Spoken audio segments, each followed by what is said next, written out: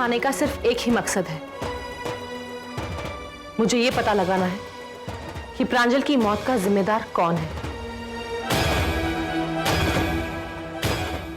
ईशान, उस गुनहगार को पकड़ने के लिए मुझे तुम्हारी मदद चाहिए। अब यही मेरी जिंदगी का मतलब है और मकसद भी।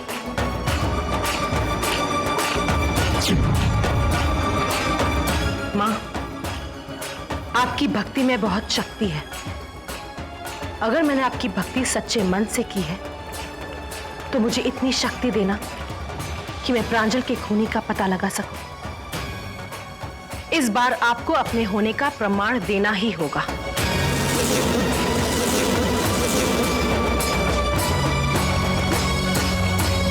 जब तक प्रांजल के कातिल का पता नहीं लग जाता, मुझे चैन नहीं मिलेगा।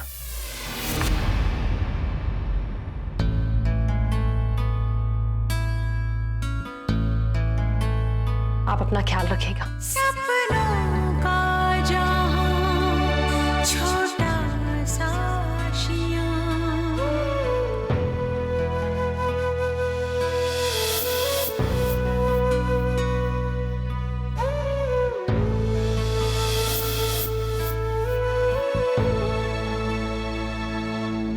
इस घर के संस्कार और रिवाज के मुताबिक बिन बुलाए मेहमान को भी हम माँ की आरती देते हैं।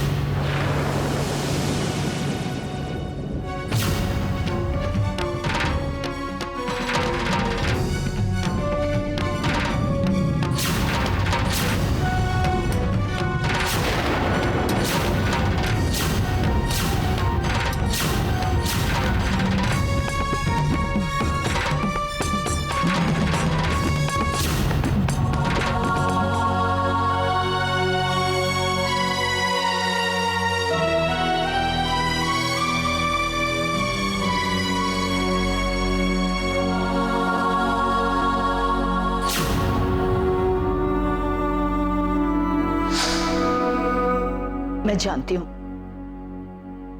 दक्ष से कभी जलन बर्दाश्त नहीं होती थी। मुझे अब भी याद है, एक बार पटाखों से उसका हाथ जल गया था और वो पूरी रात रोया था। दादी, पटाखों की जलन तो फिर भी बर्दाश्त हो गई थी, लेकिन इस आग की जलन जो आप लोगों की आंखों में नफरत बनकर सुलग रही, इसे मैं बर्दाश्त नहीं कर पा रहा। मैं देख रही हूं बेटा। मैं जानता हूं दादी, बचपन में जब भी मैं कोई गलती करता था तो आप ही एक थी जो हर बार आकर मुझे बचाती थी।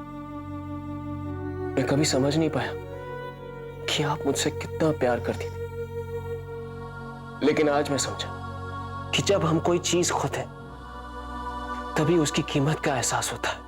मैं जानती हूं बेटा, तुमने बहुत बड़ी गलती की है, लेकिन बेटा अब तो वो दक्ष नहीं है जो अपनी गलती पे कभी पछताता नहीं था। सबको थोड़ा सा वक्त दे, सब ठीक हो जाएगा, सारे रिश्ते पास आ जाएंगे बेटा। मैं जानता हूं दादी, इस परिवार के सारे लोग किसी न किसी दिन शायद मुझे माफ कर देंगे, लेकिन पलक मुझे कभी माफ नहीं करेगी दादी, वो कभी मुझे माफ नहीं करेगी। इतना सब कुछ हो जाने के बाद भी तो उस घर में गई, मुझे नहीं अच्छा लगा। मैंने भी यही सोचा था माँ कि मैं उस घर में कभी कदम नहीं रखूंगी। फिर मैंने सोचा कि एक इंसान की गलतियों की सजा मैं पूरे परिवार को क्यों दूं? अब मेरी जिंदगी का सिर्फ एक ही मकसद है, प्रांजल के कातिल का पता लगाना, जिसने मेरी जिंदगी के ठिकाने बदल दिए। तुम्हारा ठिकाना बदल गया है और मां पूर्णनंदा ने अपना आशियाना बदल लिया है। जिन हाथों से वो आशीर्वाद दिया करती थी, उन्हीं हाथों ने बहुत से गैर कानूनी काम भी किए। मुझे तो शक है कि उस एक्सीडेंट के पीछे मां का ही हाथ।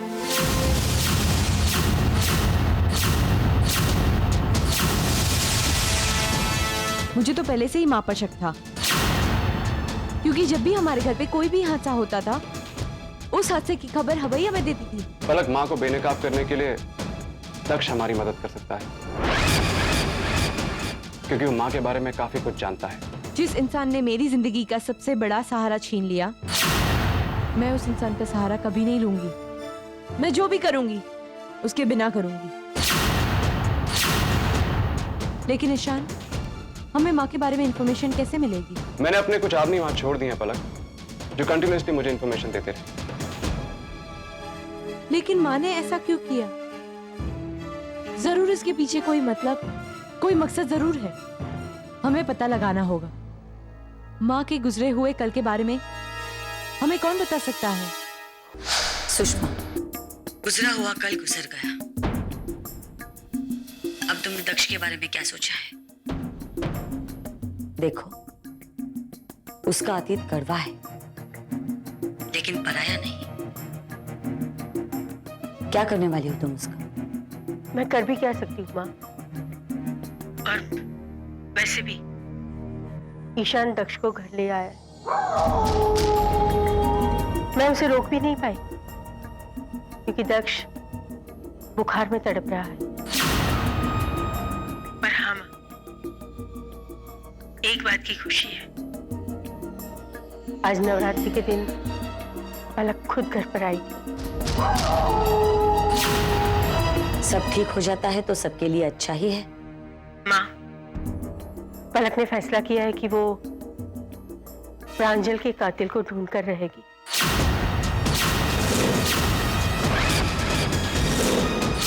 सुषमा, मैं आज ही घर आ गई, वही मिलकर बात कर लेते हैं, ठीक है? माँ, एक जरूरी खबर लाया। क्या खबर है? पुलिस हमारे नए खुफिया ठिकानों पर रेड मारने वाली है। लेकिन मेरे तो काफी सारे इंपॉर्टेंट डॉक्यूमेंट्स वहां पे हैं। वो पेपर्स वहां से लेके आओ। वो पेपर्स पुलिस के हाथ नहीं लगने चाहिए। मुझे लगता है मेरा आदमी जल्दी कोई इंफॉर्मेशन देगा।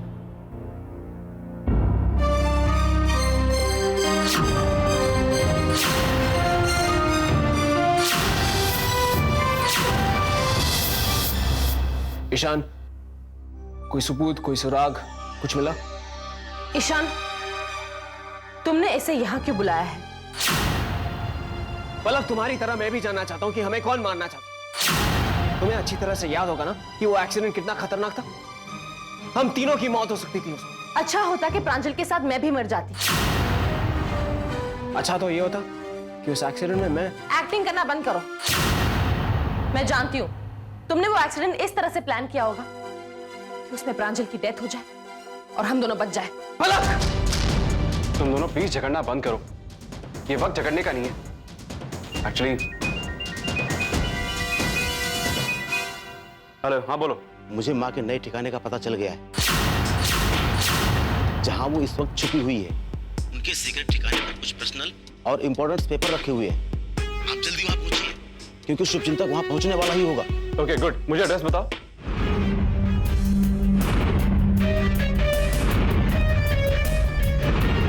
ओके ठीक, माँ के नए ठिकाने का पता चल चुका। वहां पे कुछ इंपॉर्टेंट पेपर्स हैं जो हमें किसी भी हालत में वहां से जाकर लेने होंगे। शुभचिंतक भी वहां के लिए निकला है, हमें उससे पहले वहां पहुंचना होगा, क्योंकि वो जगह पुलिस स्टेशन के बजाय आश्रम से ज्यादा पास। चलो।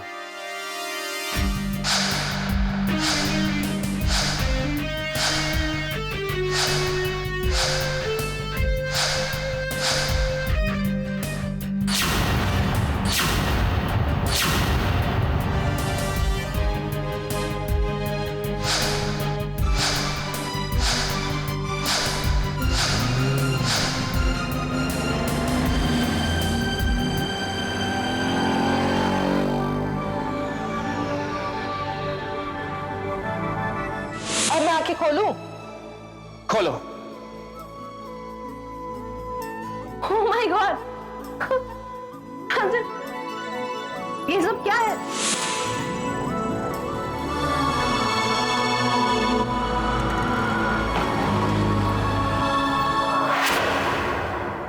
कैसी है सुषमा? जी, बस ऐसे ही चल रहा है। आप आइए ना।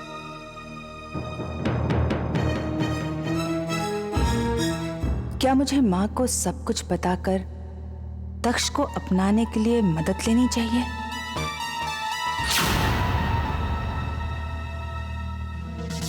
केशवी, पलक कहाँ है? और ईशान और दक्ष नहीं दिखाई दे रहे, कैसे है वो? माँ, मैं आज ही दक्ष को घर से बाहर निकाल दूंगी। मैं उसे कभी माफ नहीं कर सकती। वो दिन मैंने आपकी बात नहीं मानी। हो सके तो मुझे माफ कर देना। बस अब आप ही हैं जो हमें रास्ता दिखा सकती है। सुषमा, मुझे लगता है कि तुम्हें पलक को इस घर से दूर रखना पड़ेगा।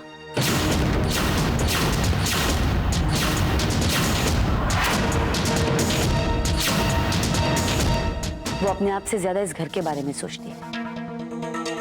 अगर इस घर से दूर रहेगी तो अपनी जिंदगी के बारे में सोचे, और इसीलिए तुम्हें उसे अपने आप से दूर रखना पड़ेगा। सुषमा, मुझे कॉफी नहीं पिलाओगी? अभी नहीं।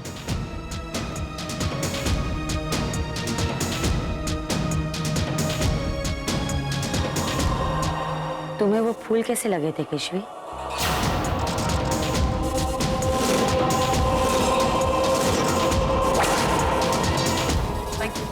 Thank you.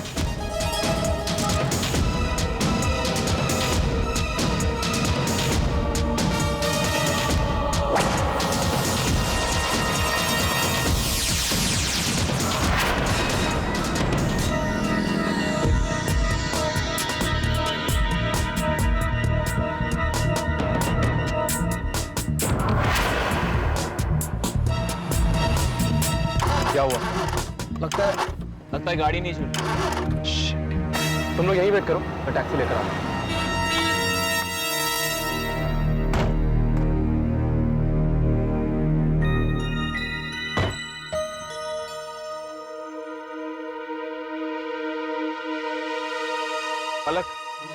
पलक, मैंने कुछ नहीं। मैं मानता हूं कि मैंने तुमसे झूठ बोला, लेकिन जब मुझे इस गलती का एहसास हुआ तब तक बहुत देर हो चुकी। पलक, मुझे तुमसे कुछ नहीं चाहिए सिवाय इतना कि तुम मुझे माफ करो। माफी अपनों को दी जाती है, गैरों को नहीं, और गैरों के बारे में सोचा नहीं जाता। मैं तुम्हें सिर्फ प्रांजल के लिए बर्दाश्त कर रही हूँ, वरना मेरी जिंदगी में तुम्हारे लिए कोई जगह नहीं।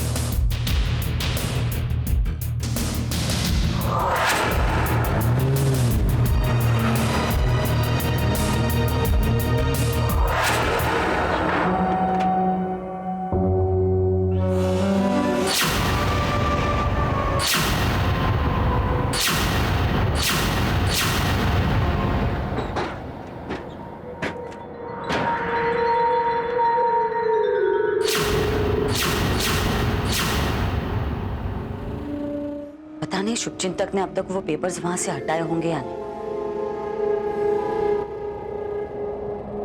वरना मेरी सारी आशाएं निराशा में बदल जाए।